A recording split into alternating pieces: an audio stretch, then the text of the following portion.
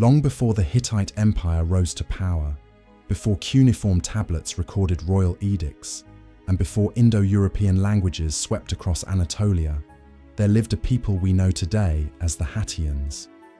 The Hattians were not conquerors. They did not leave behind epic war chronicles or boastful monuments carved into mountains. Instead, they were among the earliest known inhabitants of central Anatolia, a people deeply tied to the land, to ritual, and to a world of gods that they believed lived among them. Their civilization likely began to take shape as early as the 3rd millennium BCE. At the heart of their domain was a region they called Hatti, a fertile plateau ringed with hills and forests. Today, this area falls within modern-day Turkey, centered around the city that would later become Hattusa. But this wasn't yet the Hittite capital. In the Hattian world, there were no sprawling imperial capitals, at least not yet. What we find instead are scattered settlements, Alakahoyuk, Mahmatla, Hattusa, dotted with signs of organized social life, stone structures, metallurgy, and religious iconography. Their language? Lost to time, but preserved faintly in religious texts, written centuries later by the Hittites. This language was neither Indo-European nor Semitic. It was unique, a linguistic isolate, and it suggests a culture unlike any of its neighbors. But how did this early society function? What did they believe? And how would their legacy shape the empires to come? To understand the Hattians, we must step into a world where every hill had a spirit, every spring a sacred presence. The Hattians were a deeply spiritual people. Their world was not just inhabited by the living, it was intertwined with invisible forces, gods, and ancestors who never truly left. Their pantheon was vast and local. They didn't have a single chief god, but instead worshipped dozens, maybe hundreds, of deities tied to nature. The sun goddess of Arinna, for example, was not just a celestial body, but a powerful being responsible for fertility and life. Storm gods raged over mountains, while river spirits flowed through the valleys. Many of these divine figures would later be absorbed by the Hittites. What we know of Hattian religion comes largely from later Hittite ritual texts. The Hittites, upon absorbing the Hattians, preserved many of their prayers and festivals, not out of reverence, but because they believed these older rites still worked. They feared the wrath of the forgotten gods. Their rituals were elaborate. Offerings of grain, wine, and animals were common. Ritual figurines, small and often made of clay, were placed in shrines or burned during ceremonies. Some festivals lasted days, involving dances, songs, and symbolic reenactments of mythical events. It wasn't simply religion, it was community, storytelling, and a constant negotiation between humans and the divine. And then there was death. Hattian burials varied, but many involved tumuli, earthen mounds raised over the dead. Grave goods included jewelry, tools, and weapons, signs of a belief in an afterlife, or, at the very least, a respect for status beyond death. In daily life, the Hattians farmed and herded. They lived in compact settlements with stone foundations and mud brick walls. They were skilled metalworkers, creating tools, ornaments, and weapons from copper and bronze. Trade connected them to other cultures of Anatolia and beyond. Evidence of obsidian, lapis lazuli, and gold suggests far-reaching networks. But they remained a local power, quiet, steady, and deeply rooted. That is, until the outside world came knocking. For centuries, the Hattians had thrived in the heart of Anatolia, undisturbed, independent, and tightly connected to their land. But history is rarely a tale of isolation. And around the beginning of the 2nd millennium BCE, the winds began to change. New people were arriving. They came in waves: pastoralists, warriors, merchants, speakers of an Indo-European tongue, a language unlike anything the Hattians had ever known.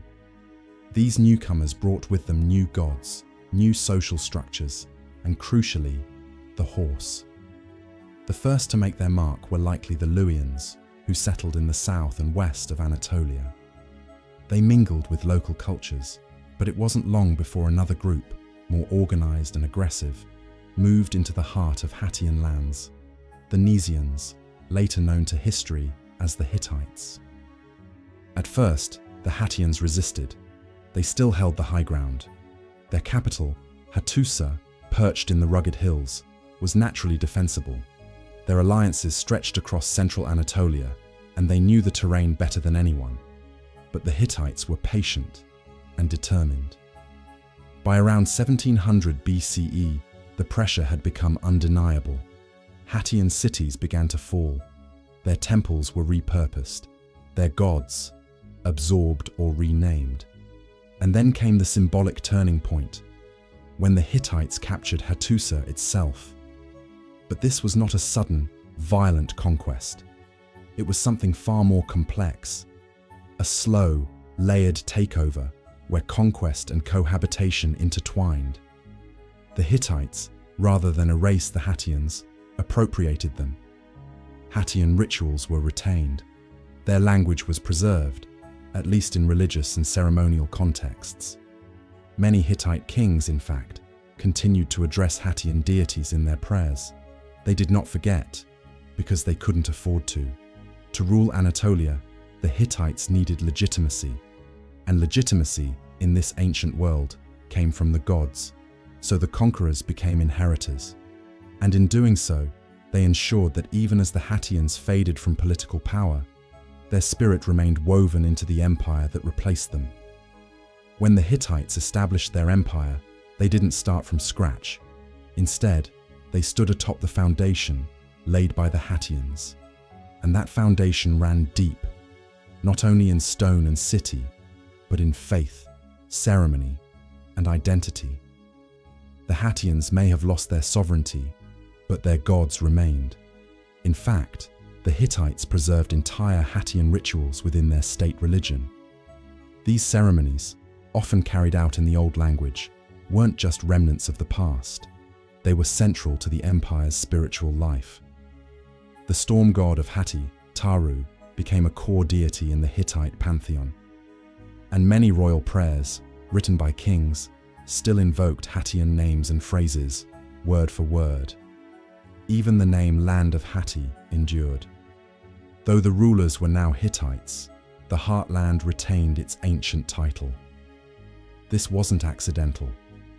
By maintaining the memory of the Hattians, the Hittites legitimized their rule, drawing a straight line from the first sacred kings to themselves. And it wasn't just spiritual. The Hittites inherited Hattian cities, road systems, waterworks, and agricultural practices. Their scribes kept tablets written in Hattian, even as Hittite, a form of Indo-European, became the empire's dominant language.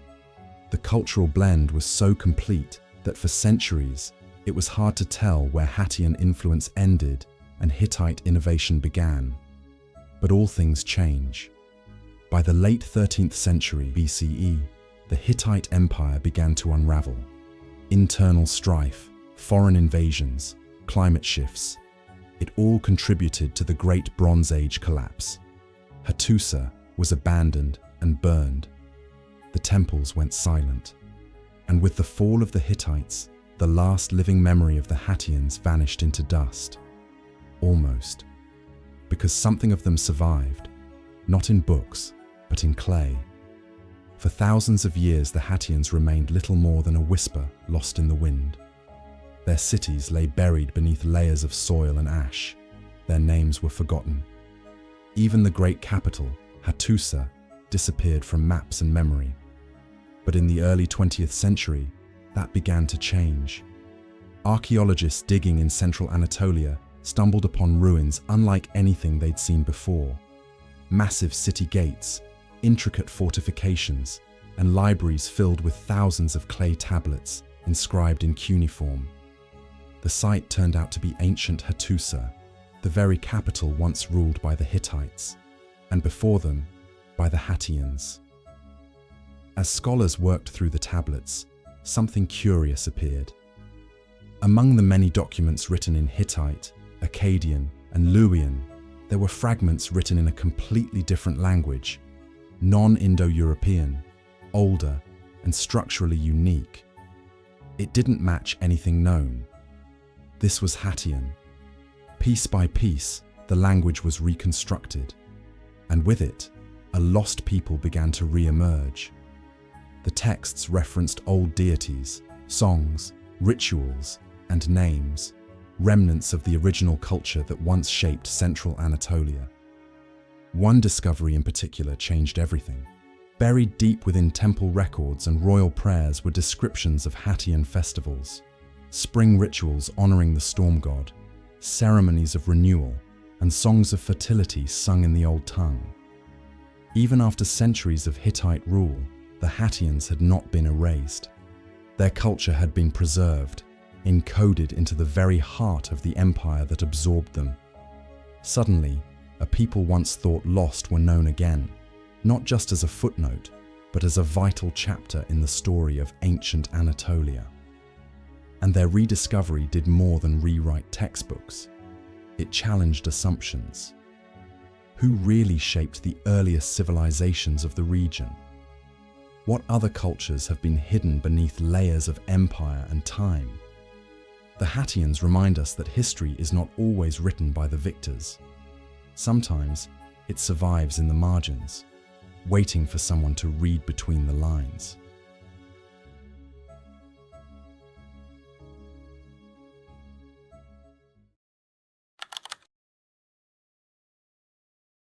In the ancient lands of northern Mesopotamia and the upper reaches of the Tigris and Euphrates, long before the rise of Assyria or the dominance of Babylon, there emerged a powerful kingdom known as Mitanni. Its origins are difficult to trace with precision. Unlike the mighty empires that left behind endless inscriptions of conquest and governance, the Mitanni left fewer records of their own. Much of what we know about them comes from the writings of their rivals and their allies. Sometime around the 16th century BCE, a group of people began to exert influence across what is now northern Syria, southeastern Turkey, and northern Iraq. These people were Hurrians by culture, but their ruling class spoke an Indo-Aryan tongue, an echo of distant migrations from the steppes. This blend of Hurrian and Indo-Aryan traditions created a unique cultural identity. It was within this framework that the Mitanni kingdom began to rise. The heartland of Mitanni was a fertile, strategic region, perfect for agriculture and trade. Its capital, known as Washukani, has never been definitively located, though it's believed to have sat somewhere near the headwaters of the Kabo River. By the middle of the 15th century, the Mitanni had become a dominant force in the Near East. They controlled crucial trade routes between the Hittites in Anatolia, the Kassites in Babylonia, and the Egyptians to the south. They developed a strong chariot-based military, made possible by the open plains of northern Mesopotamia and the influence of Indo-Aryan horsemanship. This made the Mitanni not just a political power, but also a military one. Yet this wasn't just a kingdom of warriors, it was also a center of diplomacy. The Mitanni kings forged alliances with major powers of the age, particularly Egypt. One of the most notable kings of Mitanni, Saustatar, launched military campaigns deep into Assyrian territory and brought great wealth to the kingdom. His reign marked the height of Mitanni's political and economic power. Still, much about these early kings is shrouded in uncertainty. We don't yet know exactly when Mitanni transitioned from a loose collection of Hurrian city-states into a centralized kingdom. But we do know that by the time of Saustatar, Mitanni was strong enough to demand tribute from Assyria and confident enough to challenge both Babylon and the Hittites. This mysterious kingdom had arrived on the world stage, and for a time, it stood as a major player in the shifting balance of Bronze Age power. By the 15th century BCE, the kingdom of Mitanni had matured into a fully fledged great power. At this point in time, four major players dominated the Near Eastern landscape: Egypt, Babylonia, the Hittites, and Mitanni. Rather than constant warfare, the balance between these powers was often maintained through diplomacy, and Mitanni played this game exceptionally well. Under the reign of Artatama I, Mitanni reached out to Egypt. Pharaoh Thutmose IV had already campaigned in the Levant, threatening Mitanni influence in the region. But rather than pursue further conflict, Artatama offered an alliance. The terms were sealed through marriage. His daughter was wed to the Egyptian king, forging a powerful political bond. This was no small gesture. Royal marriages between kingdoms symbolized more than just peace. They were tools of soft power, creating kinship ties that held empires together. The Mitanni would go on to marry several of their princesses into Egypt's royal house, including to the famous pharaoh Amenhotep III. The alliance benefited both kingdoms. Egypt gained influence in Syria without the need for costly military campaigns. Mitanni, in turn, secured its western borders and could now focus eastward toward a growing threat, the resurgent Assyrians. During this golden age, the Mitanni capital of Washukani flourished. Though its precise location is still debated, archaeological finds hint at its wealth and cultural sophistication. Mitanni artisans, scribes, and diplomats began to appear in courts across the region. Culturally, Mitanni was a fascinating mix. The Hurrian language dominated daily life, but traces of Indo-Aryan vocabulary appear in religious and courtly terms. Even some Mitanni gods bore striking resemblance to Vedic deities, Indra, Varuna, Mitra, suggesting that elite Mitanni society retained echoes of a far older tradition. One of the best windows into Mitanni diplomacy is the Amarna letters, clay tablets found in Egypt. These letters, written in Akkadian, the diplomatic lingua franca of the day, detail the communications between Mitanni and the Egyptian court. They speak of gift exchanges, royal marriages, and requests for gold. They also reflect the tone of mutual respect that existed between the two powers. In these letters, Mitanni kings call the pharaoh "my brother." The two nations were seen as equals, but beneath the surface of polite diplomacy, the region remained unstable. To the north, the Hittites were expanding. To the east, Assyria was regaining strength. And within Mitanni itself, internal divisions may have been forming. The kingdom stood at a crossroads, its future far from secure. Still, for a few generations, Mitanni stood tall, its alliances intact, its economy strong, and its royal family tied to the most powerful empire on earth. By the early 14th century BCE, the Mitanni kingdom found itself in a dangerous position. Externally, new threats were pressing in from every direction. Internally, the royal line was weakening, and rivals waited for their moment to strike. To the north, the Hittite Empire had emerged as the most aggressive of Mitanni's neighbors. Under the leadership of Suppiluliuma I, the Hittites launched an ambitious campaign of expansion, reshaping the political map of Anatolia and northern Syria. Suppiluliuma was not just a warrior king, he was a master of statecraft. He understood that the heart of Mitanni was vulnerable, and he moved with precision. The Hittites first struck Mitanni's western vassals, cities and states that once owed loyalty to Washukani. One by one, they either submitted to Hittite rule or were taken by force. Mitanni was caught off guard. At the same time, a civil war erupted within the Mitanni royal family. A dispute over the succession saw two factions form, one supporting a prince named Tushratta, the other backing a rival claimant. Tushratta ultimately took the throne, but his grip on power was shaky. To shore up his position, he renewed Mitanni's alliance with Egypt, sending yet another princess to marry Amenhotep III, and later reaching out to his successor, Akhenaten. But the letters from Tushratta in the Amarna archive reveal a growing desperation. He pleads for gold, for support, for military aid. Egypt, however, was distracted by its own internal changes under Akhenaten's controversial rule. Mitanni stood alone. Suppiluliuma seized the opportunity. In a devastating campaign, the Hittite king invaded Mitanni territory, capturing key cities and installing a puppet ruler, Shatiwaza, on the throne.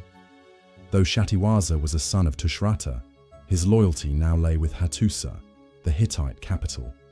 The Mitanni kingdom was effectively carved in two. Its western half, rich in cities and trade routes, was absorbed into the Hittite Empire. The eastern half, centered around the Kabur River, limped on as a vassal state. Tushratta himself was assassinated, most likely in a palace coup. The once proud kingdom of Mitanni had been reduced to a shell of its former self. Its glory days were over. And yet, the story doesn't end there. In the following years, Mitanni nobles and soldiers would appear in the service of other empires. Their cultural legacy, especially in terms of administration and diplomacy, would live on, influencing both Hittite and Assyrian systems. But the name Mitanni would begin to fade. By the end of the 14th century BCE, the kingdom that had once stood as a dominant power between the great empires of Egypt, Hatti, and Babylonia was now reduced to fragments. The eastern rump state of Mitanni, often referred to by later Assyrian sources as Hanigalbat, clung to life. But it no longer acted independently.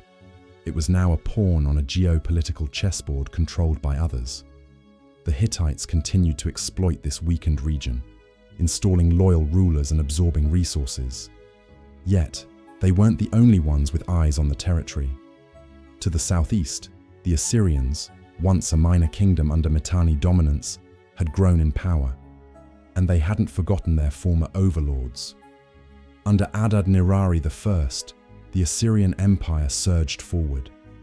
Around the early 13th century BCE, he launched a decisive campaign into what was left of Mitanni Hanigalbat. Cities fell, governors surrendered, and the last remnants of the Mitanni dynasty were swept away. The Assyrians made no attempt to preserve the name or legacy of Mitanni.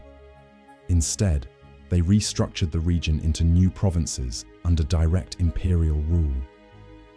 Hanigalbat became just another name on the map of Assyrian administration. And with that, the Mitanni vanished. No glorious last stand, no preserved chronicles, just silence. What followed was centuries of obscurity. For the longest time, even their memory was forgotten. No Mitanni histories survived. No epic inscriptions were carved in stone to tell their tale. It wasn't until the 19th and 20th centuries, with the discovery of cuneiform archives at Tel El Amarna, Hattusa, and Nutsi, that the pieces slowly came together.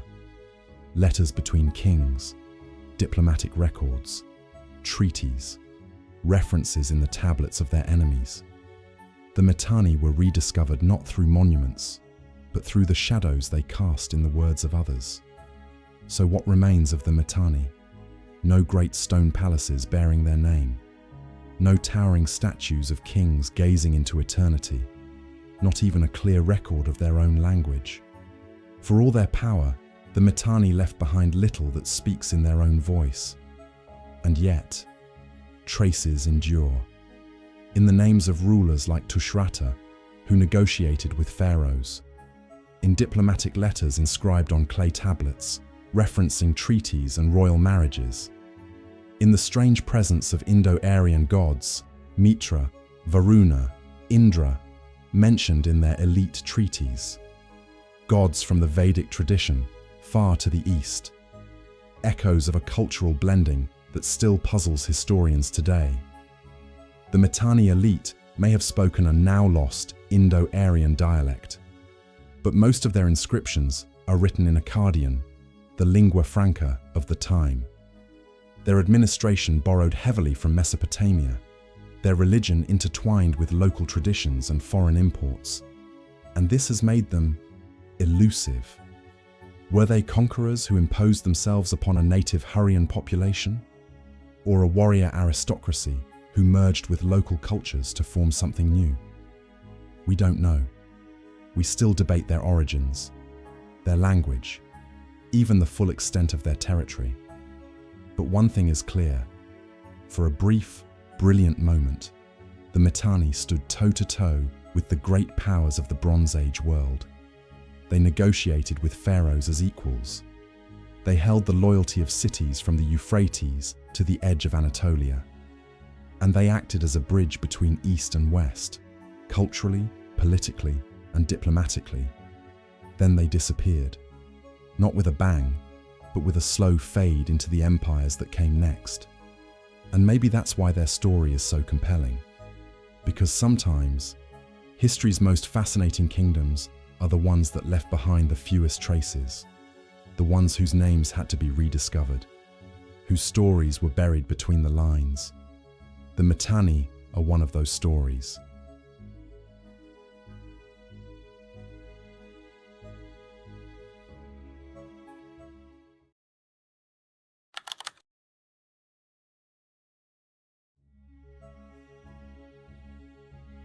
Long before the rise of Babylon, and even before Sumerian civilization reached its peak, another culture was quietly emerging to the east, nestled in the valleys of what is now southwestern Iran.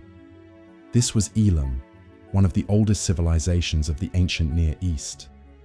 Its name appears in some of the earliest Mesopotamian records, yet Elam's story remains overshadowed by its more famous neighbors. The Elamites didn't build their empire overnight. In fact, they began as a collection of loosely connected urban centers, rising in the region known today as Khuzestan and the highlands of Fars. The core of their civilization formed around the cities of Anshan, Awan, and Susa, a site that would later become one of their most important capitals. Archaeological evidence suggests that the Elamite culture emerged as early as 3200 BCE during the Proto-Elamite period. They had their own distinct script, a writing system that remains only partially deciphered today. This early writing is a major clue, not just to Elamite administration and trade, but to a people intent on shaping their own identity in a world dominated by Mesopotamian influence.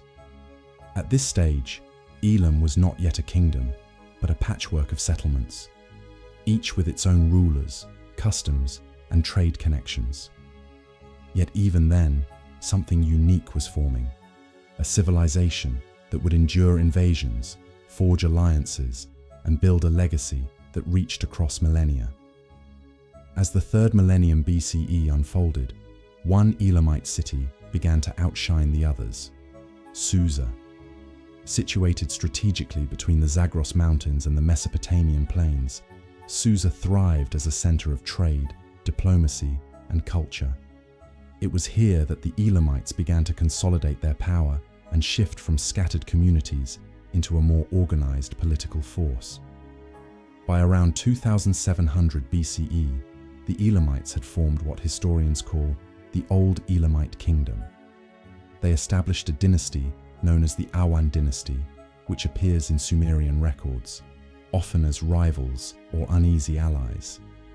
These early Elamite kings were powerful enough to launch military campaigns and even threaten Sumerian cities. Yet their political structure remained flexible, often based on shifting alliances between highland and lowland Elamite groups. One defining feature of the Elamite state was its federated system. Instead of a single rigid hierarchy, the Elamite kings shared power with local governors and chieftains. This allowed them to rule over a diverse and geographically rugged land, but it also made unity fragile.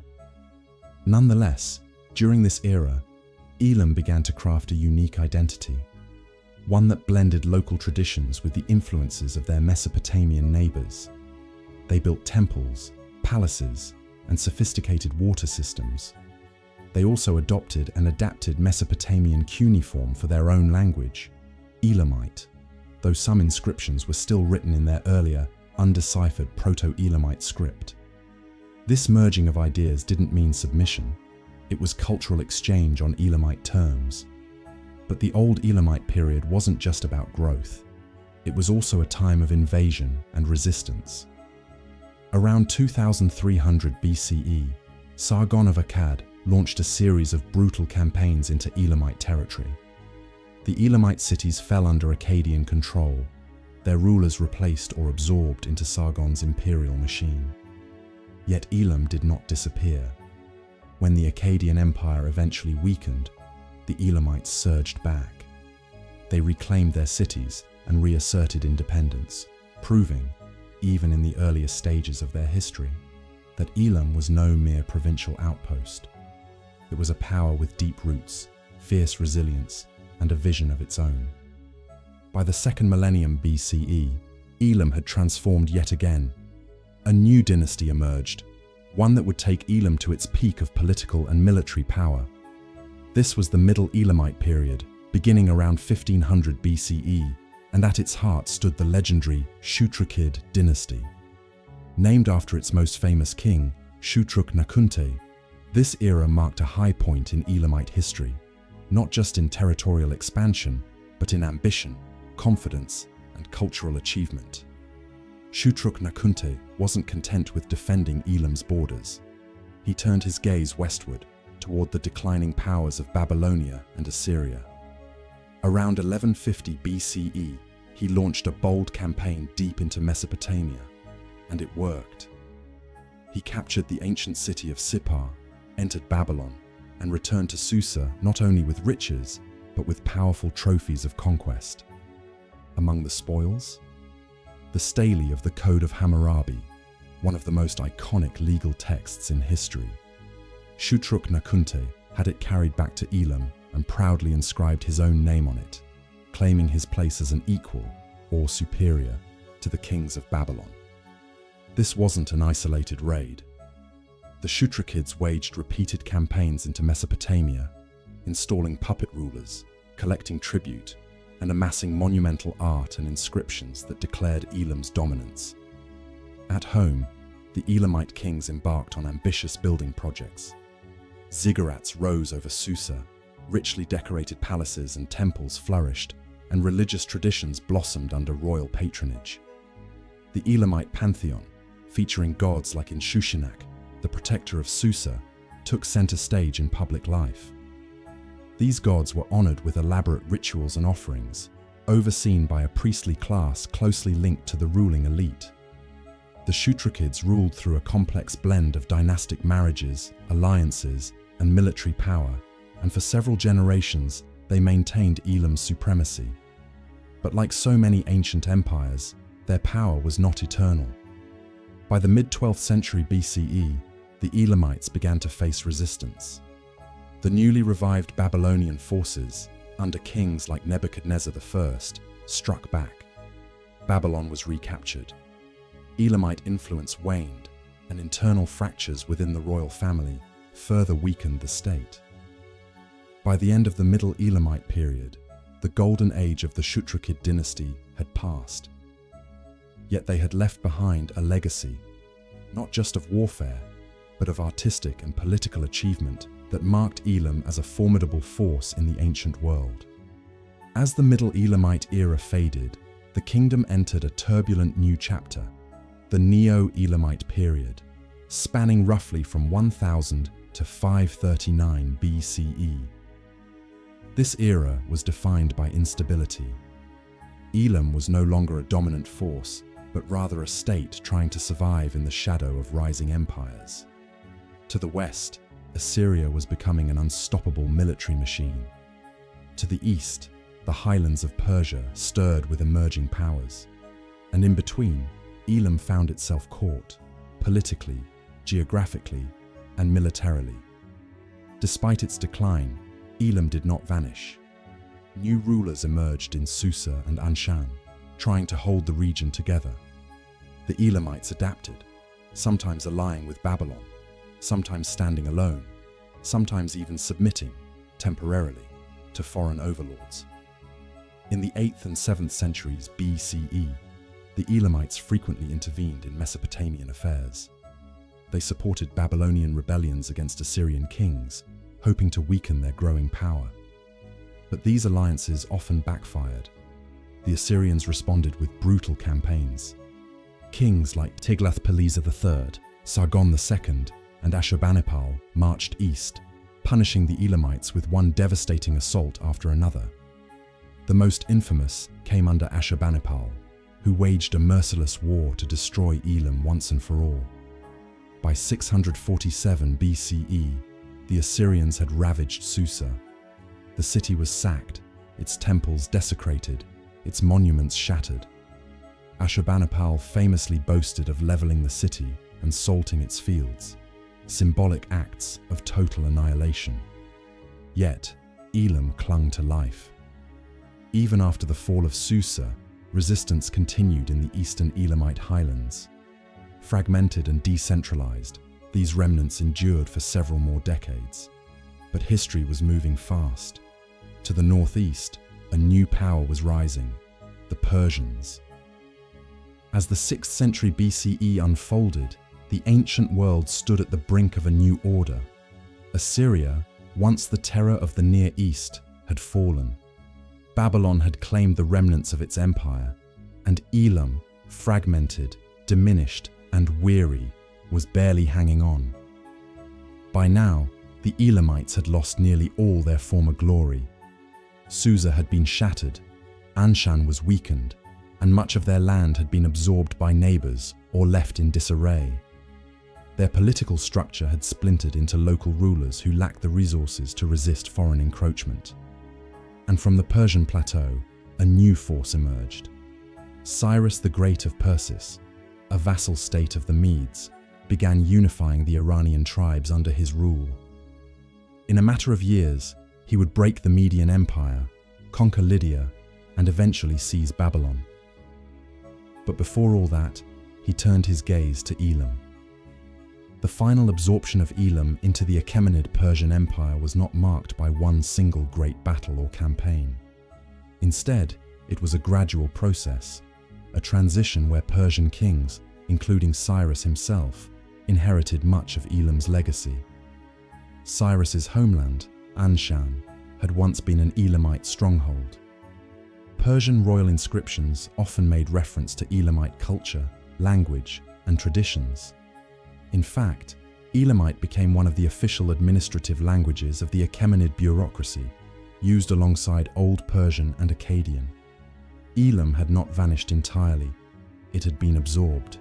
Its cities were rebuilt, its temples repaired, and its scribes employed by the Persians. Susa, once shattered by the Assyrians, rose again, this time as one of the grand capitals of the Achaemenid Empire.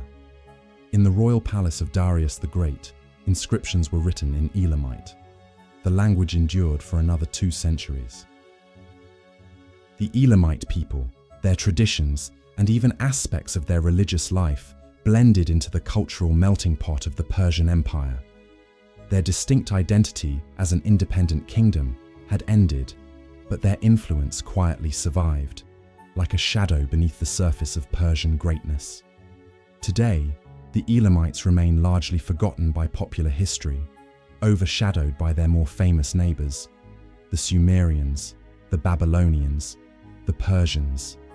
Yet, for over 2,000 years, they were a powerful force in the ancient Near East, a kingdom that stood at the crossroads of empires, languages, and belief systems.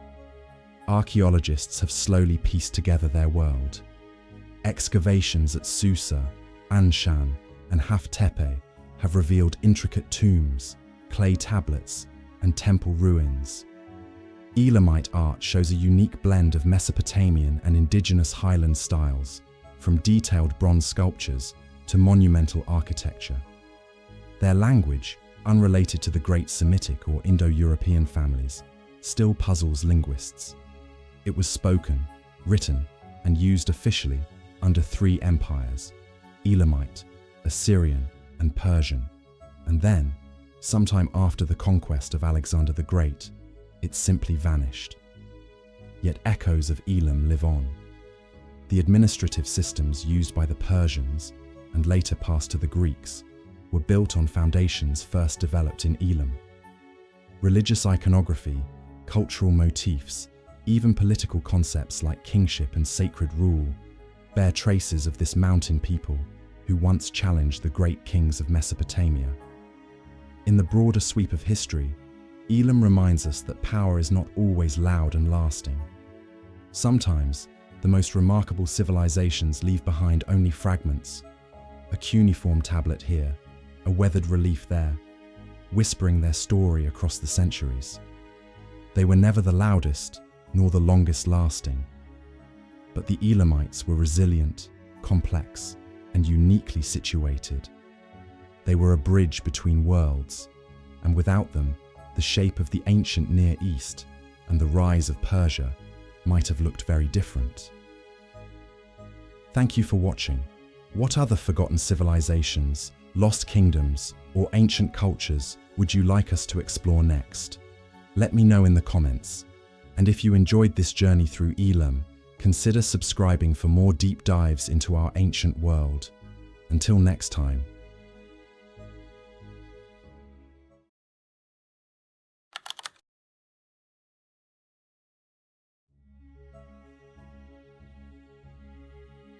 We often hear about the Hittites, the Egyptians, or the Mycenaeans when we speak of the ancient world. But scattered across Anatolia, there was another people.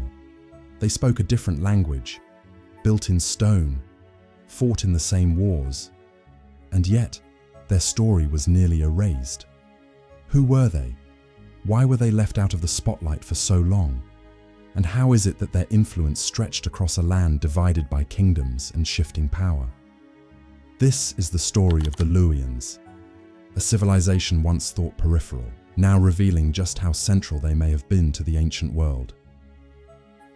Long before the rise of classical empires, in the highlands and lowlands of Anatolia, a lesser-known people quietly shaped the course of ancient history. They were the Luwians, neighbors to the mighty Hittites, speakers of one of the oldest Indo-European languages ever written, and heirs to a tradition that would echo across centuries.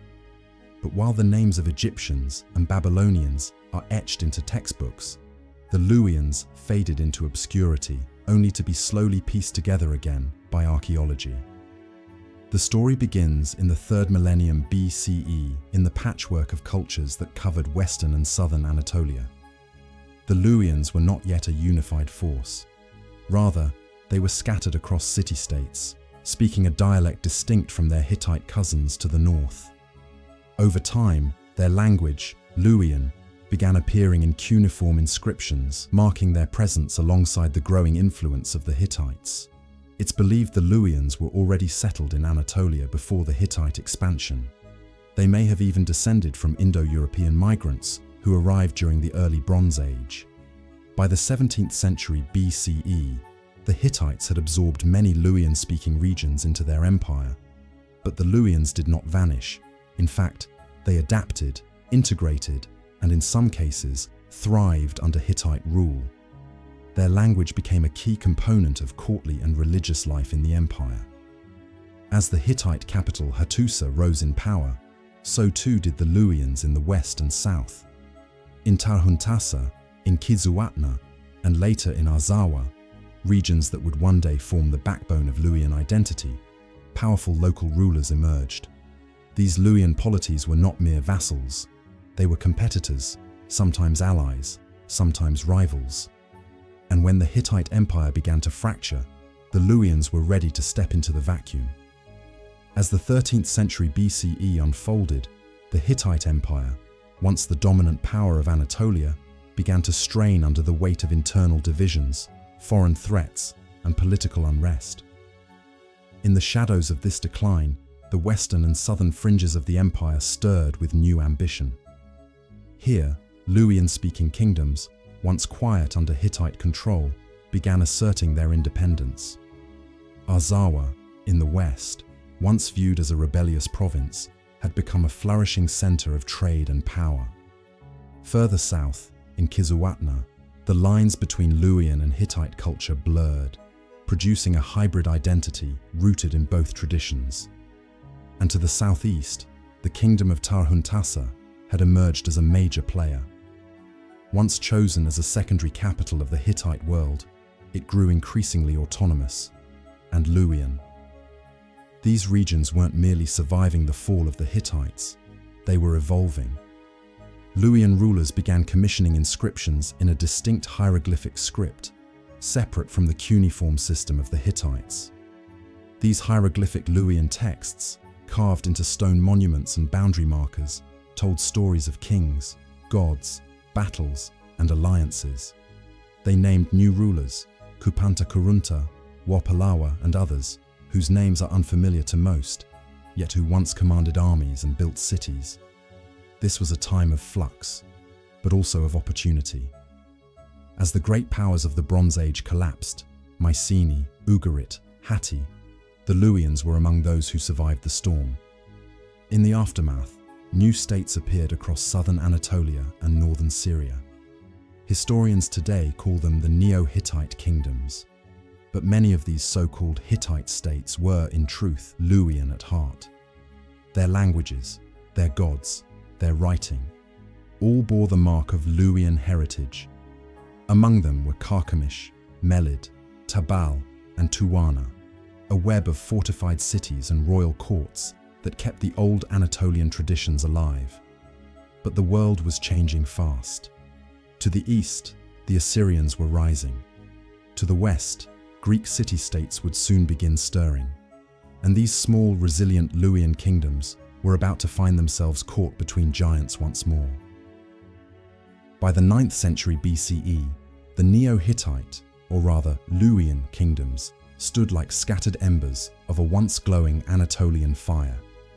Independent, yes, but fragile. Their cities thrived for a time. Carchemish, with its monumental gates and sprawling palaces, became a cultural and political hub. Tuwana, ruled by the House of Wapalawa, forged trade links and maintained internal order. In Tabal, a patchwork of principalities vied for influence. These cities still honored storm gods and sun deities. Their stone inscriptions still recorded royal conquests and divine favor. But on the horizon loomed a new storm, Assyria. The kings of Assyria, relentless and militaristic, had set their sights westward. Their empire was expanding, brick by brick, spear by spear, and the Luwian kingdoms, scattered and ununified, were in the way. One by one, Assyrian armies marched into Anatolia. Their records, carved into tablets and palace walls, speak of campaigns against cities like Kumu, Gurgum, and Kwe. These weren't minor skirmishes. They were calculated conquests. Iron meets stone. Yet the Luwians resisted. Some kings paid tribute to buy time. Others allied with rival powers like Urartu. Some fought to the bitter end. In the annals of Assyrian kings, we find accounts of sieges, of cities burned, of kings taken in chains. By the mid-8th century BCE, the Luwian kingdoms were no longer autonomous. Many had been annexed, their rulers replaced or killed. The once proud inscriptions ceased. The gods of Tarhunt and Kubaba faded from temples. The Luwian voice, that rich, resilient Anatolian language, began to fall silent. And yet, their influence didn't disappear. Luwian deities were absorbed into wider pantheons. Their art and architecture echoed through time, and some inscriptions, left forgotten on remote stone slabs, would wait nearly 3,000 years to be read again. The fall of the Luwians wasn't marked by a single battle, but by a slow erosion, one that turned vibrant city-states into footnotes in foreign chronicles. But the story isn't over yet. Next, we uncover the modern rediscovery of the Luwians and the remarkable clues they left behind, hidden beneath layers of earth, waiting to be found. For centuries, the Luwians were ghosts in the historical record. Their names absent from Greek texts, their stories untold by Roman scribes. Buried under layers of soil, stone, and silence, their cities faded from maps, and their language from memory. But in the 19th century, that silence began to break. As European archaeologists explored the ruins of Anatolia, they stumbled upon strange inscriptions, lines of symbols carved into stone in a direction unfamiliar, from right to left. These were not cuneiform, nor hieroglyphs in the Egyptian sense, but something unique, something long forgotten. This was Luwian hieroglyphic script, a writing system used by rulers and officials to commemorate victories, rituals, and royal lineage. The most famous of these discoveries was the monumental inscription at Karatepe, unearthed in the 1940s. Here, a bilingual text in both Luwian hieroglyphs and Phoenician script finally cracked the code, allowing linguists to piece together the sounds of this lost language. But it wasn't just writing. Cities like Carchemish, Hattusa, Arslantepe, and Tel Tayanat yielded more than broken walls. They offered statues, steles, gates, and entire archives. Slowly, archaeologists began to realize the truth. The Luwians weren't a minor people in the shadows of the Hittites or Assyrians. They were a civilization in their own right, with their own kings, their own myths, their own complex political systems. And it went further. Some scholars, like the controversial Swiss historian Eberhard Zanger, have suggested that the Luwians may have played a central role in the collapse of the Bronze Age civilizations, perhaps uniting into a powerful Western coalition that struck down old empires. While this theory remains debated, it adds a compelling twist. The idea that the Luwians didn't just survive the fall of Hatti, they may have helped cause it. Today, traces of the Luwians remain scattered across Turkey and northern Syria. They survive in rock reliefs, in half-legible inscriptions, in museum exhibits, and in the memories of the stones they left behind. Their story isn't as widely known as the Greeks, the Egyptians, or the Sumerians, but it is just as rich and just as important. A civilization that emerged in the wake of collapse, thrived in the margins of empires, and then vanished again, until we were ready to find them. Their names are hard to pronounce, their ruins often ignored. But the Luwians were no footnote. They were builders, warriors, scribes, and survivors.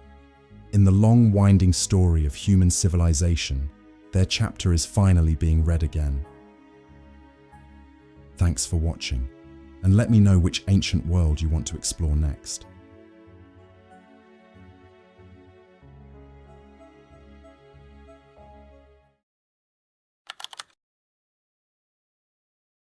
If you've never heard of the Nok civilization, you're not alone. For a long time, almost no one had. Buried deep beneath the red soils of central Nigeria, the traces of this ancient African society went unnoticed for centuries. There were no great stone ruins, no forgotten cities swallowed by the jungle, just strange broken statues and fragments of pottery scattered through the land like puzzle pieces without a picture. And yet, the Nok people were creating art, technology, and communities thousands of years ago, long before many of the world's more famous ancient civilizations had even begun. The first clue came in the 1920s. A British colonial officer working in Nigeria was overseeing mining operations when workers stumbled across something unusual. It wasn't gold or gemstones, but a piece of terracotta. A human head, carefully shaped and carved, with details that were far too advanced for what anyone expected to find there. This wasn't just decoration, it was art. And not just any art, but something that hinted at a whole culture that had been completely forgotten. At first, no one knew what to make of it. Was it ancient? Was it tribal? Was it even African? But as more pieces started turning up, faces, animals, full statues, it became clear that this wasn't an isolated mystery. It was the remains of an entire civilization, one that had existed in West Africa over 2,000 years ago, maybe even longer.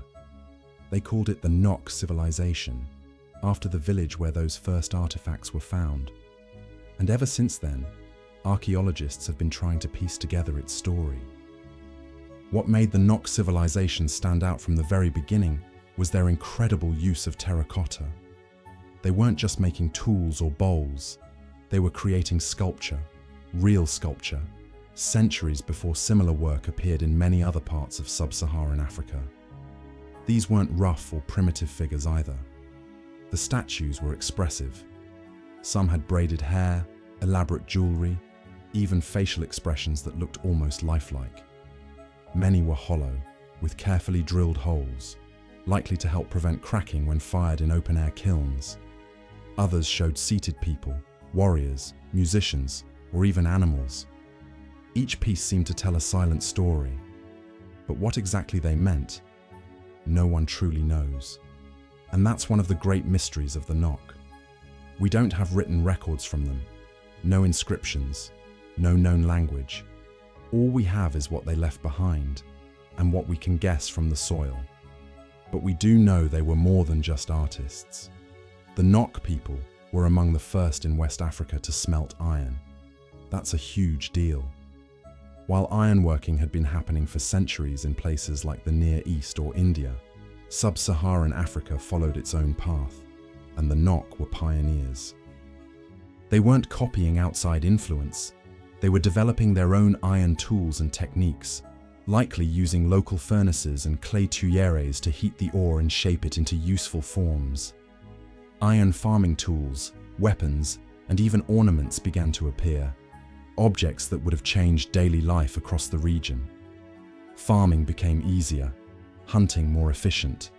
Entire communities could grow and protect themselves more effectively than before. And as their iron tools spread, so too may have the Nok's influence. Archaeologists have found evidence of Nok-style terracotta figures across a wide region of Nigeria, stretching hundreds of kilometers from the original discovery site. That suggests their culture wasn't just a single village. It may have been a network of connected settlements, all sharing the same ideas, technologies, and styles. Maybe not an empire in the way we think of Rome or Egypt, but still something organized and deeply rooted. But then, after several centuries, something changed. By around 200 AD, the Nok civilization began to fade. Their terracotta sculptures stopped being made. The iron tools and furnaces that once helped define their daily lives went quiet. The settlements where they once lived became abandoned, slowly overtaken by time, erosion, and vegetation. And just like that, the Nok vanished. But what happened? That's a question archaeologists have been trying to answer for decades, and while no one knows for sure, a few theories stand out. One possibility is environmental change. The region that the Nok inhabited may have experienced shifts in climate, long droughts, soil depletion, or other ecological problems that made farming harder and water scarcer. If the land could no longer support their growing population, communities may have been forced to break apart, migrate, or compete with one another for survival. Another theory involves iron smelting itself. Producing iron requires wood for charcoal, and over centuries, that demand might have led to large-scale deforestation. Without trees, the land could erode, rainfall patterns could shift, and the local environment might never recover. It's possible the Nok accidentally contributed to their own decline through the very innovation that made them strong. And then there's the idea of cultural transformation. Some archaeologists believe the Nok didn't completely disappear, but instead evolved.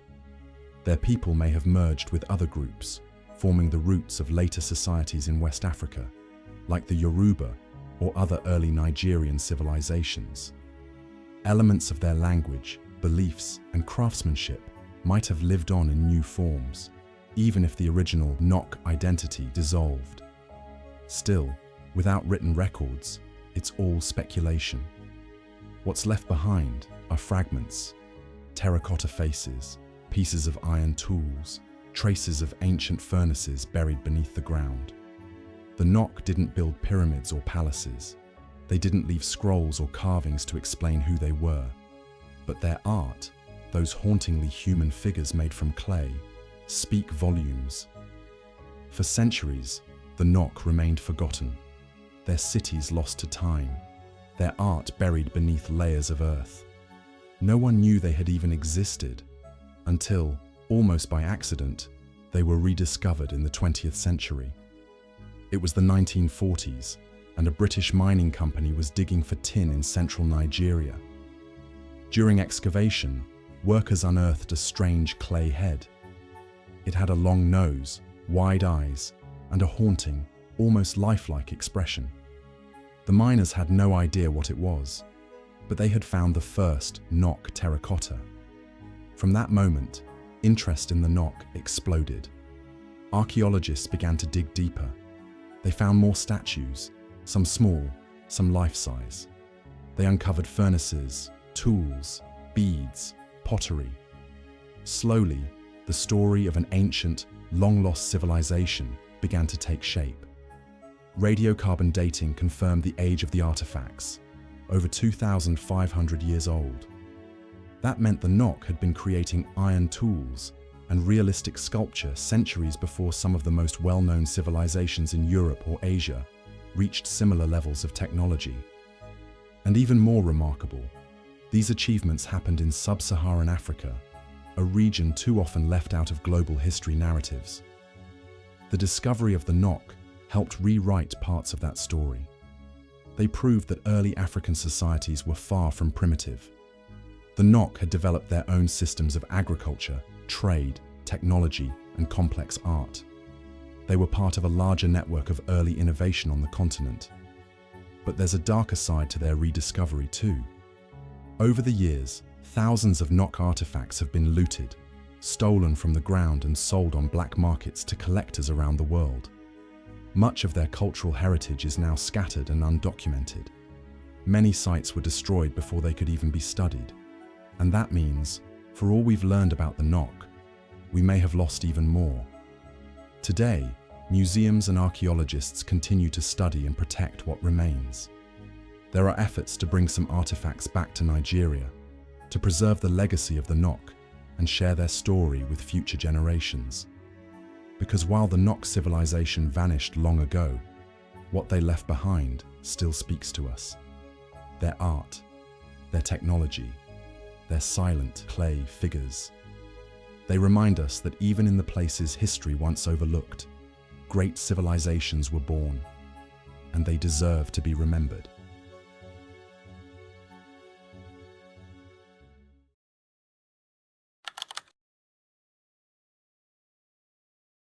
When you hear about ancient empires, your mind probably goes to Rome, Egypt, or maybe Mesopotamia. But there was another kingdom, powerful and proud, quietly thriving on the other side of the Red Sea, in the highlands of what's now northern Ethiopia and Eritrea.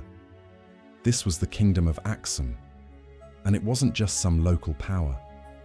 Aksum controlled trade, built monuments, minted coins, and became one of the world's earliest Christian states. Its influence stretched across continents. But long before any of that happened, the land it grew from had already been home to farming communities and early settlements for thousands of years. One of the earliest organized states in this region was a mysterious kingdom called Damat, which rose around the 10th century BC. We don't know much about them. Their records are scarce, and their ruins are hard to date. But what we do know is that they had knowledge of writing, stone architecture, and terracing techniques for agriculture. When Damat declined, it didn't vanish into nothing. Its people and ideas splintered into smaller groups that laid the foundation for what came next. Over time, one of these groups began to dominate the rest. They settled in the fertile lands of the Tigray Plateau and slowly, step by step, built what would become the Aksumite kingdom. By the 1st century AD, Aksum was beginning to show signs of real power. And it wasn't just local power. Its name appears in a Roman-era Greek guidebook called the Periplus of the Erythraean Sea, which describes the ports of the Red Sea and the Indian Ocean. It mentions a king named Zoskales, who ruled over a kingdom inland from the port of Adulis. That name, Zoskales, is the first known ruler of Aksum to be mentioned in writing. And the fact that a Roman merchant text noted him means one thing. Aksum was already plugged into international trade. Ships coming from the Roman Empire, Arabia, and even India were docking at Aksum's port, exchanging goods, ideas, and cultures. From that point forward, Aksum wasn't just a regional kingdom in Africa. It was part of a larger global network, and it was only just getting started. Aksum's location was everything. Sitting near the Red Sea, right across from southern Arabia, it had a front-row seat to one of the busiest trade highways of the ancient world. From the port of Adulis, goods flowed in and out: ivory, gold, incense, ebony, spices, and slaves going out, silk, glassware, wine, and metal goods coming in. Trade ships from the Roman Empire, India, Persia, and Arabia regularly passed through. This wasn't just casual exchange. It was a constant flow that made Aksum rich, powerful, and known across continents. Ivory in particular was one of its biggest exports. Aksumite ivory ended up in Rome, in India, and even in China. The demand for African ivory was massive, and Aksum had access to some of the best sources in the region, especially from the southern territories it would later control.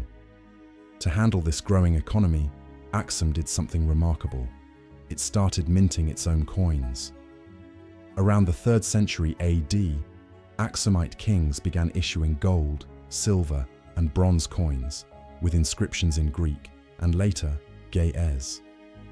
No other sub-Saharan African kingdom at the time was doing anything like this. The coins weren't just for internal use. They were tools of diplomacy, of power projection, and of trade. Roman merchants accepted them. Indian and Arabian traders found them familiar. The coins often bore the images of Aksumite kings, crosses, or ears of wheat. Simple messages, but ones that told the world, this is a kingdom that matters. And then there were the monuments. Aksumite kings didn't just build palaces, they built obelisks, or stelae. These weren't tiny stone markers.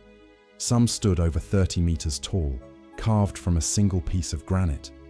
These stelae marked royal graves and showed off the architectural skill and wealth of the kingdom.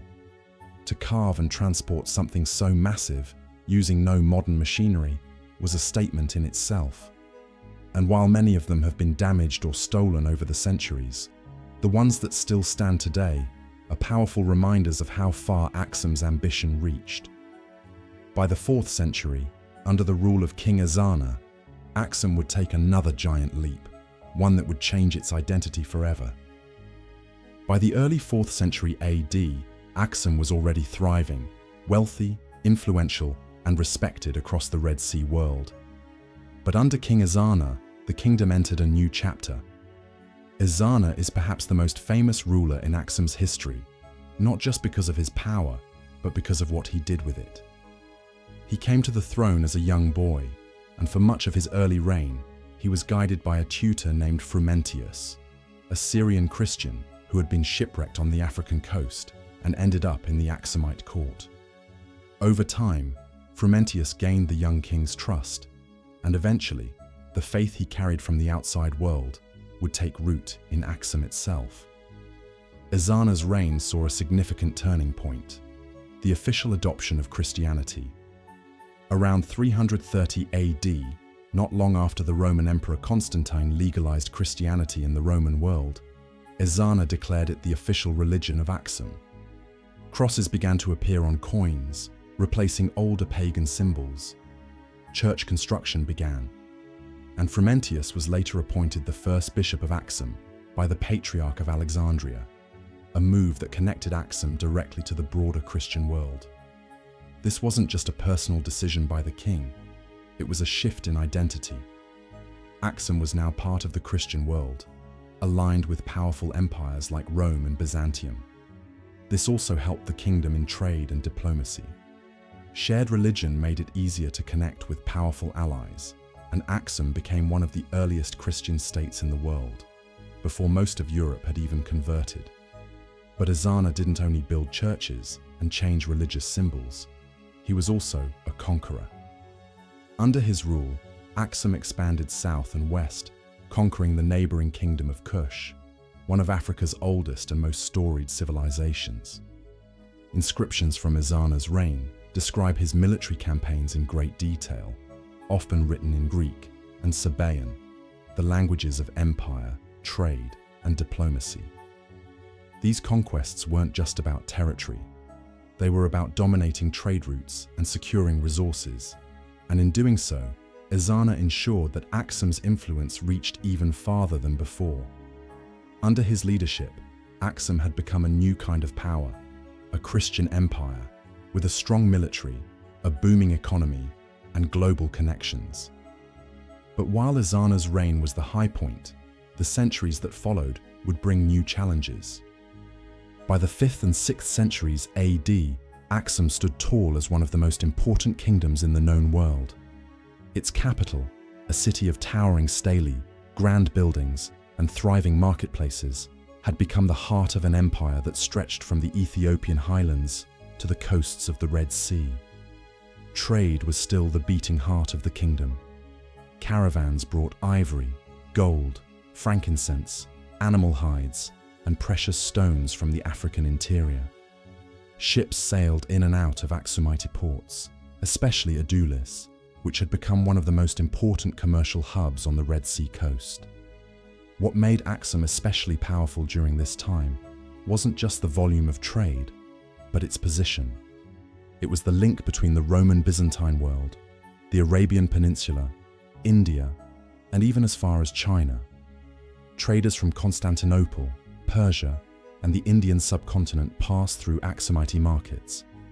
In return, Aksum imported silk, glassware, spices, and wine. Its coinage, minted in gold, silver, and bronze, was used widely and remains one of the clearest signs of Aksum's international status. It was the first sub-Saharan African kingdom to issue its own coins, complete with inscriptions in Greek, often showing Christian crosses and royal portraits. This wasn't just a sign of wealth, it was a message. Aksum was not a backwater kingdom. It was part of the global network of powerful civilizations. At home, Aksumite society was a mix of cultures and influences. The people spoke Ge'ez, a Semitic language that became the liturgical language of the Ethiopian Church and survives today in religious texts. Aksumite kings issued inscriptions in multiple languages to communicate with local populations and foreign powers alike. The architecture of the kingdom, especially the tall obelisks and monumental buildings, reflected a combination of African, Arabian, and Mediterranean styles. Religion continued to evolve too. Christianity was spreading more widely, becoming deeply rooted in the culture and identity of the people. Churches replaced temples, and Christian art and symbols began appearing in local design, carvings, and manuscripts. One of the most fascinating aspects of Aksum's golden age is how well connected it was, and how highly it was regarded by other great powers. A Persian writer once listed Aksum as one of the world's 4 great kingdoms, alongside Persia, Rome, and China. That wasn't an exaggeration. Aksum had proven itself militarily, economically, and spiritually. It had taken its place among the giants of the ancient world, not just surviving, but thriving in the middle of one of history's most complex and competitive regions. But this golden age would not last forever. As the world around Aksum began to change, so too would its fortunes.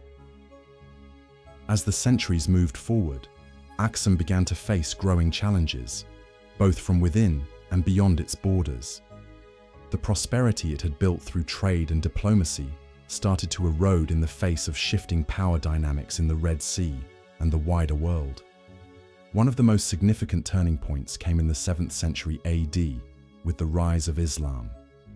The new Arab Muslim powers quickly expanded across the Arabian Peninsula, taking control of key trade routes and ports that had once been part of Aksum's economic network. Cities like Mecca and Medina rose in influence, while Islamic merchants began dominating the maritime trade of the Red Sea and Indian Ocean.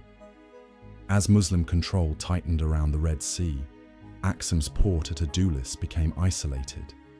This was a devastating blow. Adulis had been the kingdom's main link to the international trade system.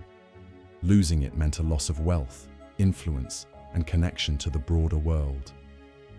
Inland, Axum still maintained control over its highland territories, but without maritime access, it could no longer act as a commercial hub. At the same time, environmental pressures were beginning to take a toll. Evidence suggests that climate change, including deforestation and soil exhaustion, began affecting agricultural productivity in the Ethiopian highlands. Without consistent crop yields, sustaining a large population and complex infrastructure became more difficult. There's also reason to believe that internal divisions and shifting political alliances contributed to Axum's decline. As central authority weakened, local rulers and provincial leaders may have started asserting more independence, fragmenting the once unified kingdom. Religious differences could have played a part too. While Axum remained staunchly Christian, it was now surrounded by a rapidly expanding Islamic world. Its position, once a strength, had become a vulnerability. Surrounded and cut off, the kingdom slowly began retreating from its coastal cities and turning inward toward the mountains. By the 8th and 9th centuries AD, Axum was no longer the mighty empire it had once been. It had lost its access to trade, its architectural grandeur had faded, and its influence on the international stage had diminished. Yet, it wasn't completely destroyed. The people and culture of Axum didn't vanish. They adapted. The kingdom gradually gave way to a series of smaller successor states in the highlands, which carried forward many of Axum's traditions, language, and religious heritage. Christianity remained strong in the region, and the Ge'ez script and liturgy continued to be used in churches and religious writings. What's remarkable is that the legacy of Axum didn't end with its political decline. It lived on in the cultural memory of Ethiopia, shaping the identity of the region for centuries to come. Even after its decline as a political and economic power, the Kingdom of Axum left behind a legacy that would shape the Horn of Africa for centuries. Its memory endured, not just in ruins or texts, but in living traditions, language, religion, and national identity. Axum is often considered the cultural and historical foundation of what would later become Ethiopia. The Christian faith introduced during the reign of King Ezana remained deeply rooted in the region. While the rest of North Africa gradually converted to Islam, the Ethiopian highlands preserved a form of Christianity that had been directly influenced by early Eastern traditions. The Ethiopian Orthodox Church still uses Ge'ez, the ancient liturgical language that evolved from Aksumite inscriptions. This survival of an early Christian kingdom in the heart of Africa became something of a legend in medieval Europe. European travelers and writers began speaking of a mysterious Christian king in the east, Prester John, who ruled a wealthy, hidden kingdom somewhere beyond the Islamic world. That myth, often linked to Axum and later Ethiopian rulers, inspired centuries of exploration and fantasy. It also reminded the world that Ethiopia's Christian heritage stretched far back in time, independent of European influence. But the legacy wasn't just spiritual. Axum's influence also lived on in Ethiopia's monarchy. Later rulers of Ethiopia would claim descent from the kings of Axum, and even further, from the biblical King Solomon and the Queen of Sheba. This connection, whether symbolic or historical, helped legitimize their rule and root the country's political identity in a deep, ancient past. The Solomonic dynasty, which ruled Ethiopia for hundreds of years until the 20th century, saw itself as the direct heir to Axum's greatness. Archaeologically, the remnants of Axum continue to speak. The massive stelae, now weathered by time, still tower over the landscape. They were not just monuments to kings, they were symbols of order, power, and connection to the heavens. The ruins of palaces, inscriptions, and tombs tell the story of a society that valued engineering, spirituality, and contact with the wider world. Modern excavations in Axum and surrounding areas have helped piece together more of this story, filling in gaps left by foreign records and oral traditions. And in a broader historical sense, Aksum challenges many of the stereotypes about ancient African civilizations. It was not an isolated or primitive society. It was a literate, urban, and international empire, trading with Rome, Persia, India, and Arabia. It had its own written language, minted coins, built grand structures, and participated in the religious and political shifts of the late ancient world. Its history serves as a reminder that sub-Saharan Africa was never cut off from the forces that shaped global history. It was an active participant. Today, the city of Aksum still exists, though far smaller than it once was. It remains a spiritual center for Ethiopian Christians, a site of pilgrimage, and a focus of national pride. Tourists and scholars alike visit its monuments, walk its ancient streets, and try to imagine what life was like in one of Africa's great early kingdoms. In classrooms and documentaries, Aksum is being rediscovered, not as a footnote to other empires, but as a powerful civilization in its own right. And perhaps that's the true legacy of Aksum. It stood at the crossroads of worlds, African, Arabian, Mediterranean, and carved out its own identity. It didn't need to imitate others to become great. It was great because it was Aksum.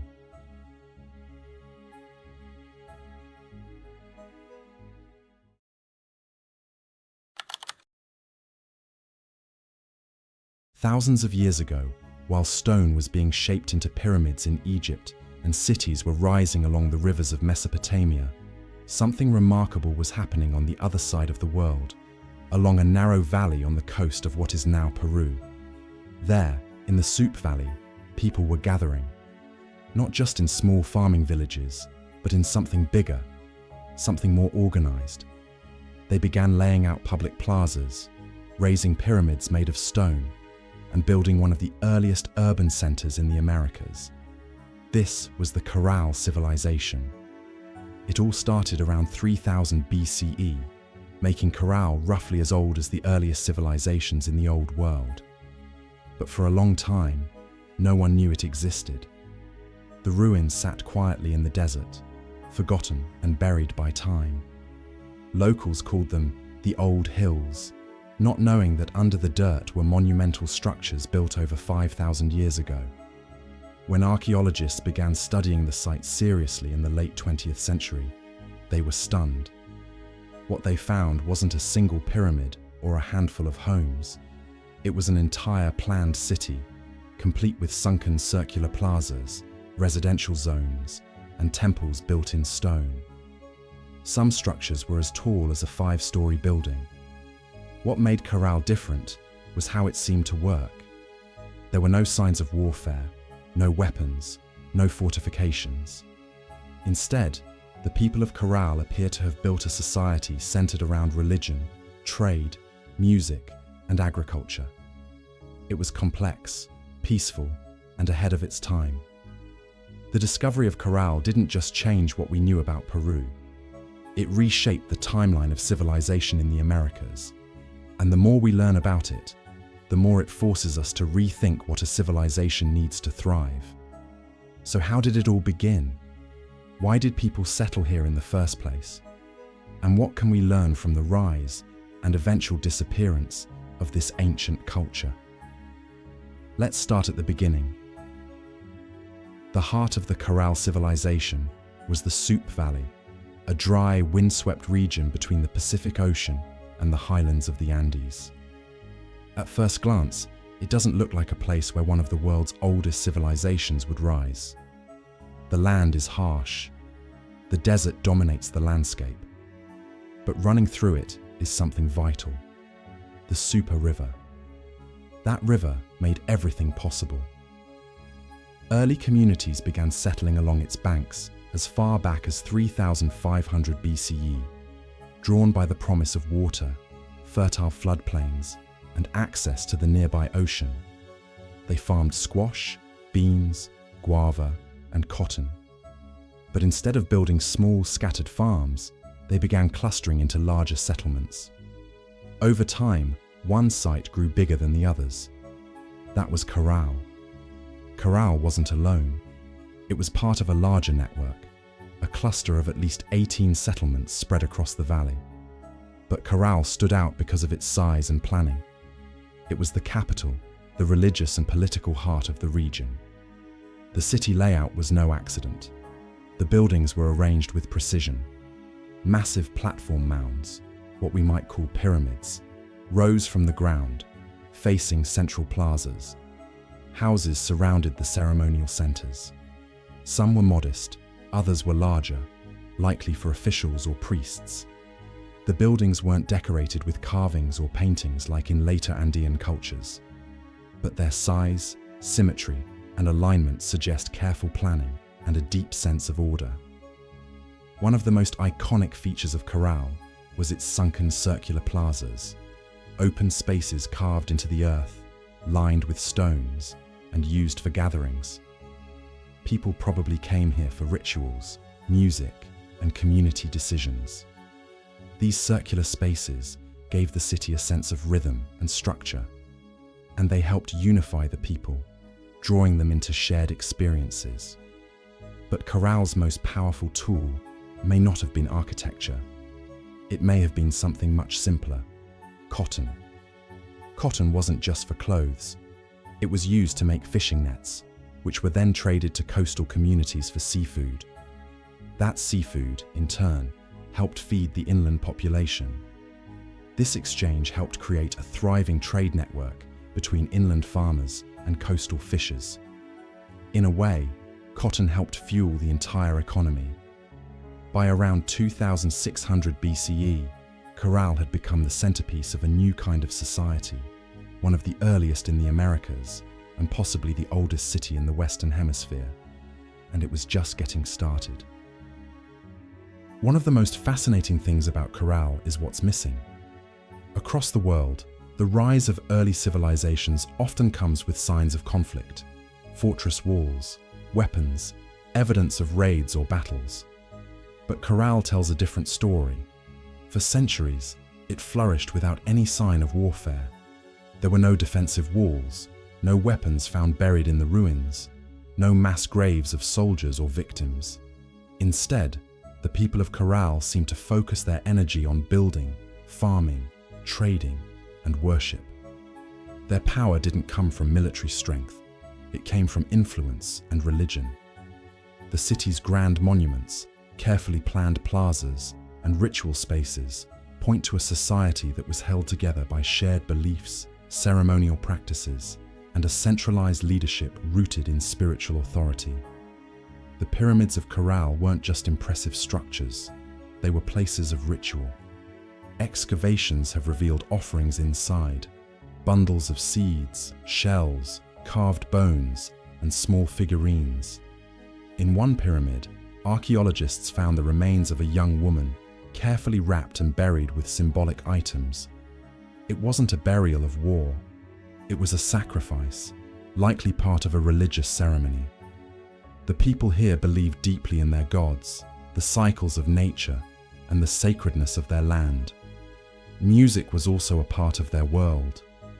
Researchers discovered flutes made from condor and pelican bones, and small instruments crafted from deer and llama remains. These weren't simple toys. They were likely used in rituals, filling the plazas and pyramids with haunting melodies during ceremonies.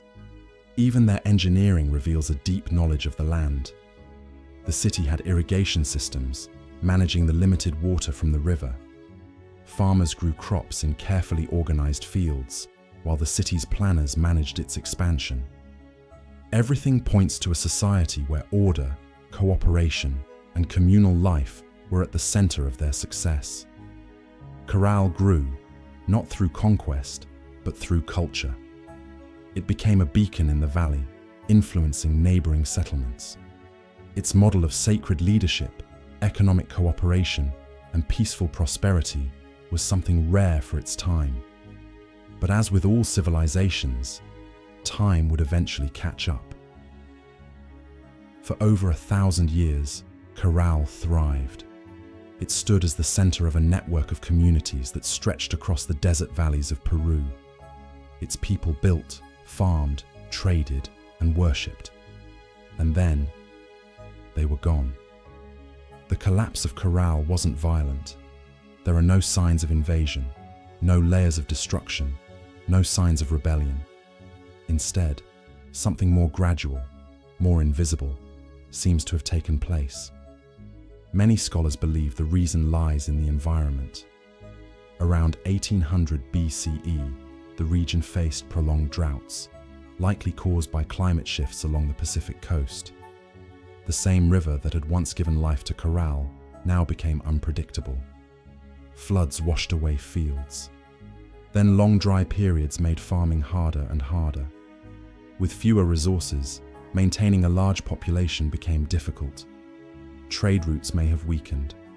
Ceremonial life lost its power as crops failed and hunger spread.